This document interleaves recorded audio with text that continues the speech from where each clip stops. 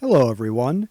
This video presents a notable event that happened on each day from the past week in history.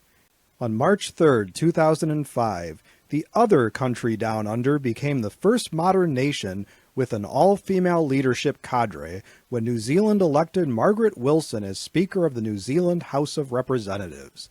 Wilson, the former Attorney General, joined Prime Minister Helen Clark, Governor-General Sylvia Cartwright, and Head of State Queen Elizabeth II to round out the all-woman leadership of the country. New Zealand continued its history-making advances for women in politics when in 2022 the nation's parliament became female majority. As of 2022, the following countries have a female majority in their lower legislative houses: Cuba, Mexico, New Zealand, Nicaragua, Rwanda, and United Arab Emirates. In 2023, the U.S. Congress could only boast 28% women, with 25 female senators and 128 representatives. On March 4, 938, the relics of Wenceslaus I, Duke of Bohemia, Prince of the Czechs, were translated, which means moved to a more permanent location. Not really a king during his life, Wenceslaus was posthumously promoted to King of the Czechs after his death.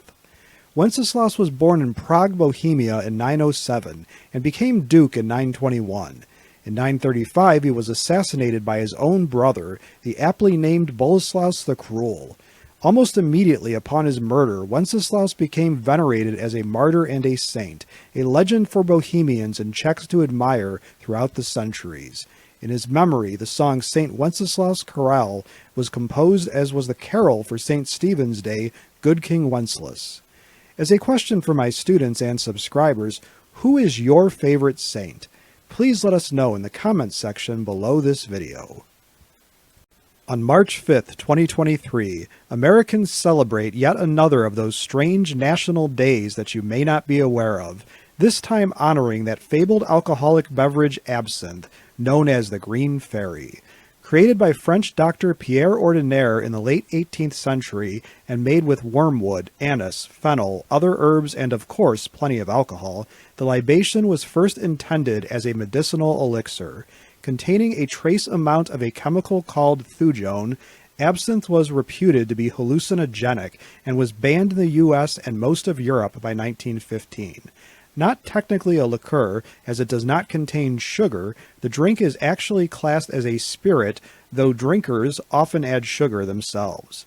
By the late 20th century, many Western countries had once again made absinthe legal, and today there are over 200 brands of the potent potable, with an alcohol rating of 90 to 148 proof.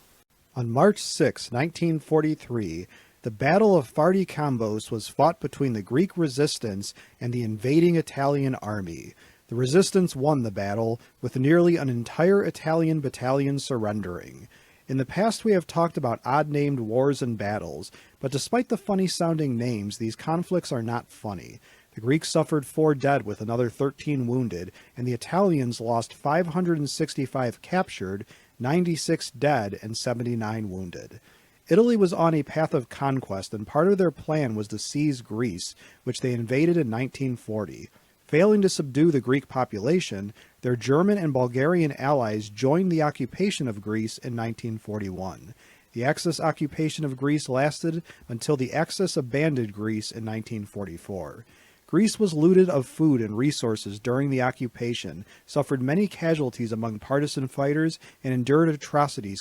On March 7, 1799, French general Napoleon Bonaparte successfully captured the city of Jaffa in Palestine, then part of the Ottoman Empire.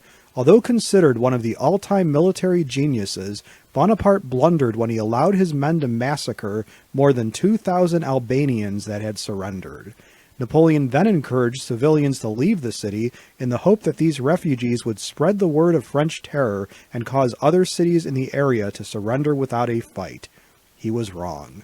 News of the massacre steeled the resolve of the Ottoman defenders and forced the French to fight hard for every city and town.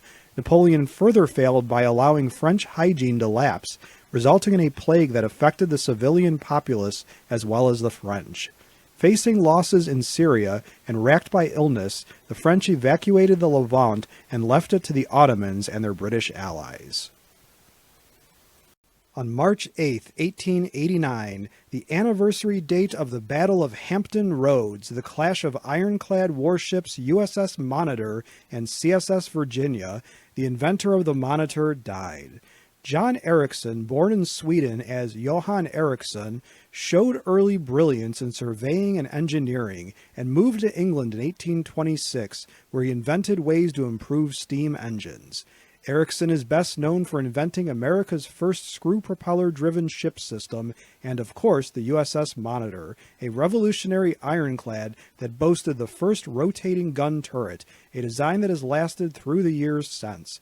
When Ericsson died in 1889, his passing was noteworthy, and 100,000 Americans attended the procession that took him to the U.S. Navy squadron that would deliver his remains to Sweden. In his honor, all the ships flew the Swedish flag, a rare honor indeed. On March 9, 1796, Napoleon Bonaparte, said to have more books written about him than any mortal man, married the love of his life, Josephine de Beauharnais. Later, after Napoleon became Emperor of the French and Josephine was crowned Empress, her failure to bear Napoleon a male heir caused the great man to ditch her in favor of Marie Louise, whom he did not love but bore him the son he so craved.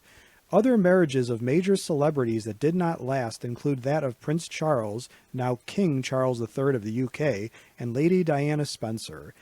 Princess Di, as she became, was loved internationally, but apparently not by Charles, as the couple divorced after 15 years. Bill Gates, for many years listed as the world's richest man, married Melinda French in 1994, but the vast fortune they shared could not save their marriage, and they divorced in 2021. Jeff Bezos, another sometimes world's richest man, married Mackenzie Scott in 1993, but they too divorced in 2016.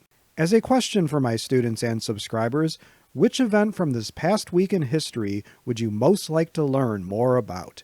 Please let me know in the comment section below this video. If you liked this video and would like to receive notification of new videos, please feel welcome to subscribe to History and Headlines and become one of our patrons. Your viewership is much appreciated. For image, audio, and other credits and attributions for components of the individual videos in this compilation, please see the descriptions of their respective videos, which are linked to in this video's description.